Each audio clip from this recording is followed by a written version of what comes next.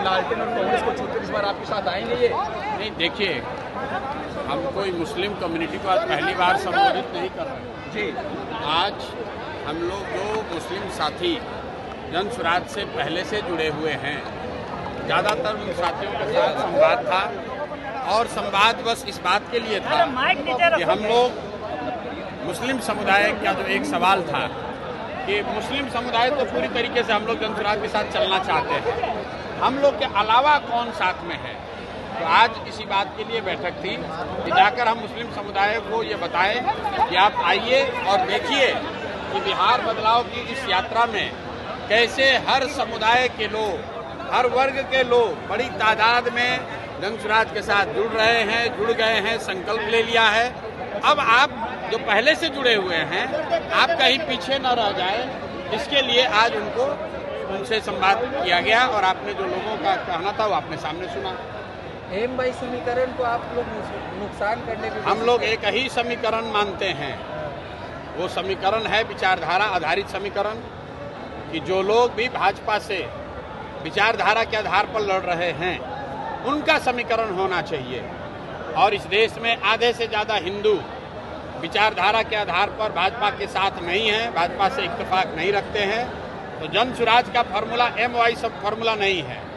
जन स्वराज का फॉर्मूला ये है कि जो भी हिंदू, जो आधे से ज़्यादा हैं, जो विचारधारा के आधार पर गांधी, बाबा साहब अम्बेडकर, लोहिया, जयप्रकाश विचारधारा के मानने वाले हिंदू जो भाजपा से लड़ रहे हैं, वो मुसलमानों के साथ मिलकर सामाजिक राजनीतिक गठजोड़ बनाएं। और अगर ऐसा होगा तो हम लोग M-Y की संख्या है 30, लेकिन जो समीकरण जन स्वराज का है उसमें संख्या होगी 60, भाजपा हो जाएगा 40 और हम लोग इनको बुरी तरह हराएंगे।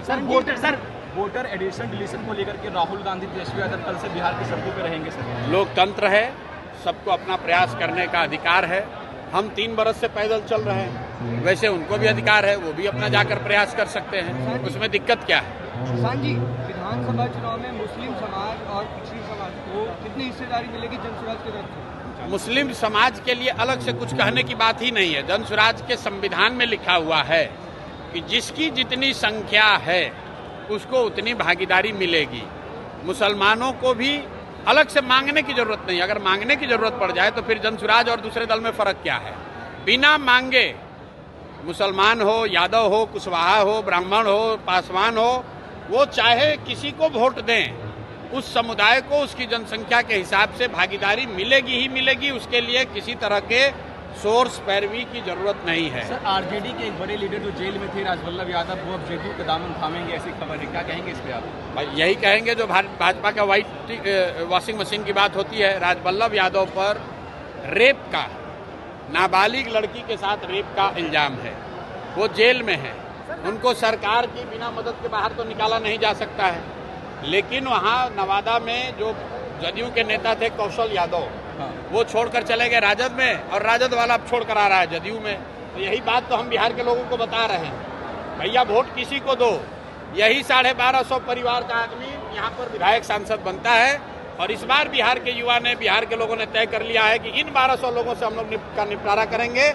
वो किसी सिंबल, किसी दल से आए। इस बार जनता बदलाव चाहती है, अपने बच्चों के लिए शिक्षा और रोजगार चाहती है।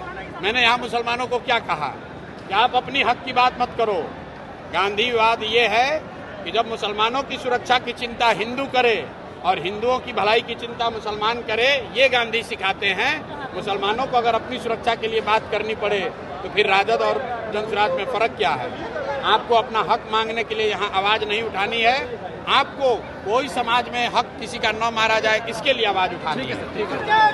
अपने परिवार के साथ गांव में रहकर रोजगार करना चाहते हैं तो आइए ना हमारा जायसवाल ट्रेडिंग में, जहां आपको महिंद्रा का बेस्ट परफॉर्मेंस वाले टोटो देंगे, वह भी मात्र 40,000 तक में। फिर देर किस बात की है। हमारा पता है कुर्सेला प्रखंड अंचल कार्यालय के समीप। संपर्क सूत्र 7260847413।